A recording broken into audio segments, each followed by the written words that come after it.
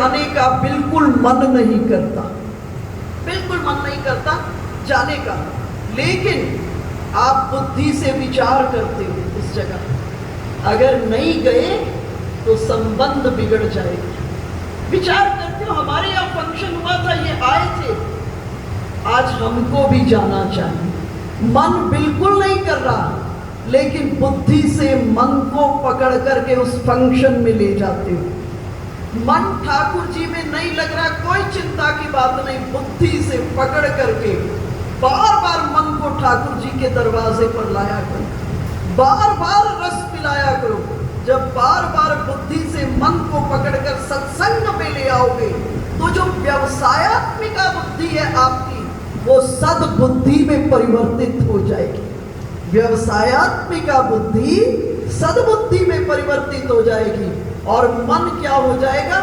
चिद, चिद कहते प्रकाश में, और अंतःकरण में आनंद उत्पन्न हो जाएगा और जीव सच्चिदानंद हो जाएगा।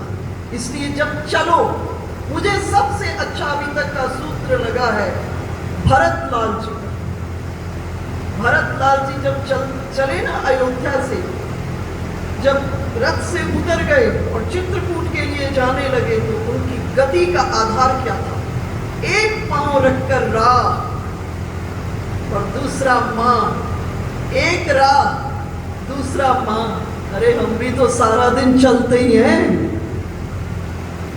जरा प्रैक्टिस तो करो।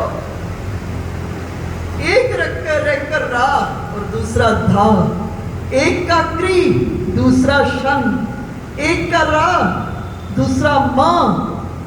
जरा सा विस्मृत हो फिर पकड़ के लाओ, फिर प्रयास करो, फिर विस्मृत हो फिर पकड़ के लाओ, और फाइनली इतनी अच्छी प्रैक्टिस हो जाएगी, जैसे ही भूमि पर पांव पड़ेगा अपने आप राह प्राणों से निकलेगा और दूसरे पर मां, फिर राह फिर मां, फिर अंतःकरण में एक वर्तुल बन जाएगा जो निरंतर साक्षी होकर आप उसका दर्शन करोगे।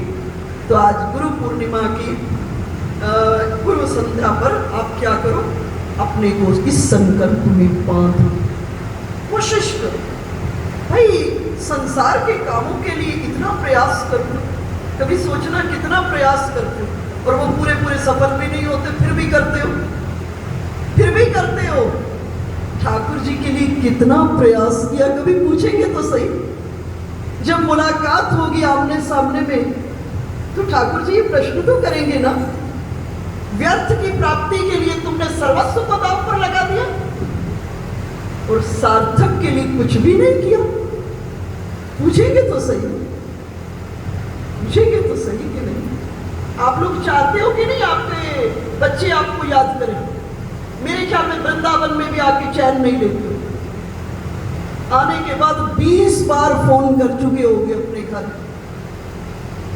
20 बार सब बैठे हुए फोन कर चुके होंगे जिस दिन से आए। अच्छा लगता है बच्चों को, आपको बार बार लगता है आपके बच्चे पूछे तो आप परमात्मा की संतान हो, परमात्मा को कैसा लगेगा अगर आप बात नहीं करोगे।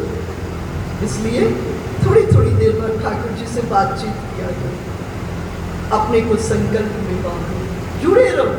ये ज्ञान व्यान बाहर की चीज नहीं है, ये अंदर से निकलता है। जब जुड़ोगे, देने वाला तो वही है। नचिकेता के पिता ने यही तो पूछा था आकर, मेरे पुत्र क्या तुम उस ज्ञान को प्राप्त करके आए हो जिसके बाद कुछ जानना जीवन में शेष नहीं है? क्या तुम उस रस का आस्वादन करके आए हो जिस रस के बाद अन्य किसी रस की भूमिका नहीं है? और नचिकेता ने जब ना के स्वर में कहा तो पिता ने वापस भेज दिया, कठोर हो गए पिता, वापस भेजे।